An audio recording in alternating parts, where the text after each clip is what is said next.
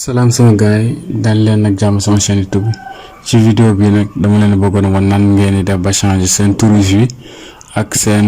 mot de passe mais bi yoon ci Airbox wala ci Flybox ñu koy defee voilà parce que moom moo ko mën def parce que ñoom presque ñoo niroo configuration léegi pour nga def ko nag da ngay ubbi Google Chrome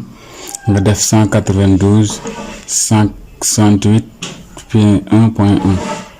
voilà léegi fii nii da ngay ba ci li mel ni paramètre na mën lu ko paramètre mooy ci même ligne connexion bi léegi mot de passe bi nga war a dugal nag mi ngi ci benn étiquette bi ñu leen di jox moom moom modem bi ñoo nekk voilà mooy suñu leen joxee modem bi voilà moom ngeen di dugal mun ngeen utiliser pour mën a def li may yow def nii léegi fi nga xam ne moom lañ def après mooy en tout cas benn projet la beneen bii si des nag parce que ñaari projet par soo leen ko seetlu léegi nag boobu noonu partie admin boobu nag moom ngeen def moom mooy mot de passe léegi moom ngi sooy bësee fenêtre ci kii paramètre boobu léegi foofu mot de passe boobu nag ngeen ñëw ngeen def ko fii léegi xaaral ma def ko voilà moom ngeen ñëw ngeen bind ko fii voilà léegi xaaral ma dugal sama bos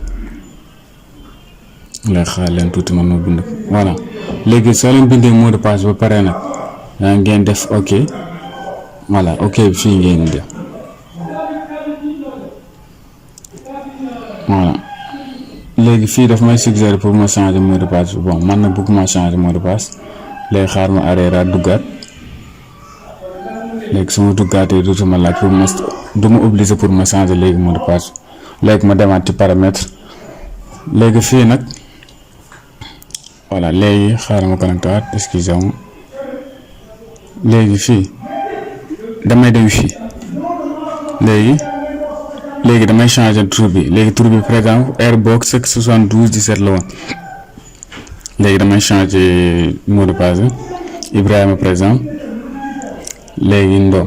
voilà léegi lii mooy nekk tur wi bi léegi ci suuf léegi fii dama koy changer par exemple mën naa joxe benn exemple Ibrahima 2022 voilà léegi ma def appliquer xaal léegi voilà fii dafa mot de passe dafa war a am majuscule minuscule ak caractère spéciaux léegi après daal mën naa ci yokk arobase dièse parce que i bi majuscule la déjà léegi ma def appliquer def léegi soo defee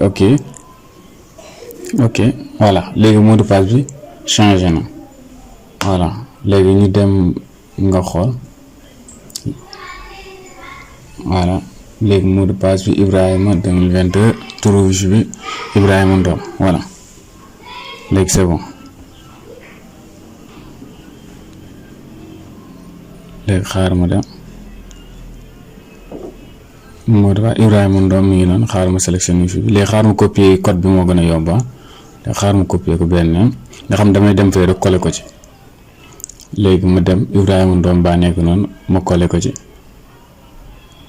voilà ok léegi sama collé voilà on est bien connecté nañ ci YouTube waa kay fii la ñu yemale vidéo fekkee vidéo bi neex na la maa ngi ñaan ngeen abonné ngeen partager ak sama gars yi jaa ngeen jëf